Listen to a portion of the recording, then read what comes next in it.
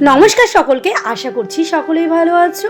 আমরা আজ সবাই মিলে গেছিলাম আমাদের এখানে আমাদের গুরুদেবের বাৎসরিক অনুষ্ঠানে। আমাদের এই বছরে একবার করেই যাওয়া হয়। আর যত বাধাই আসুক না কেন এই দিনটা না মিস করি না, যত কষ্ট হোক যাওয়ার চেষ্টা করি। তো আজও সেরকমই, বাড়িতে যেহেতু আমাদের সেদিন সিন্নিভোগ দিয়ে পুজো করে তারপরে যাওয়া হয়, তাই জন্য অনেকটা লেট হয়ে গেছিলো। রীতিমতো দৌড়াদৌড়ি করতে করতেই কিন্তু ট্রেনটা ধরেছিলাম। ট্রেন সময় মতো পেয়ে গেছিলাম, একটু লেট ছিল ট্রেনটা। তো ওখানে গেলে না মনটা একটা আলাদা শান্তি হয়ে যায়। ওখানে নানা রকম গান বাজনার সাথে যে ঠাকুর, যে গুরুদেবের, সেখানে নানা রকম আরতি, ভোগ আরতি, এগুলো দেখতে ভীষণ ভালো লাগে। তাই ওই একটা দিন মিস করে বাড়িতে বসে থাকতে একদম ভালো লাগে না।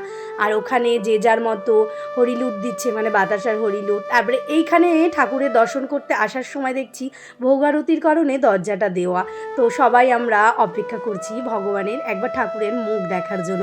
তো ফাইনালি ঠাকুরের যখন মুখ দেখতে সবাই দেখার জন্য আগ্রহী, তো ওখানে আরতি চলছিল। আরতি করার পর যখন ভোগ, মানে যে ভোগ প্রসাদটা দেয় না, ওটার একটা আলাদাই স্বাদ। সত্যি সেই স্বাদের কোথাও তুলনা হয় না। তো দেখতে দেখতে ভোগ আরতির পর আমিও পেয়ে গেলাম প্রসাদ। এটাই হলো আসল অমৃত। তো বাবানকেও খাওয়াচ্ছিলাম, বাবানও বলছিল সত্যিই মা আলাদাই স্বাদ।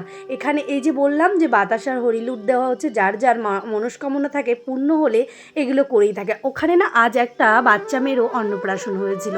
সে ঠাকুরের প্রসাদ খেয়েই কিন্তু তার জীবনের যাত্রাটা শুরু করছে অন্ন খাওয়ার। তো ভালো লাগছিল। ওখানে আবার ভোগেরও ব্যবস্থা আছে, যেটা আমার সব থেকে প্রিয়, খিচুড়ি ভোগ।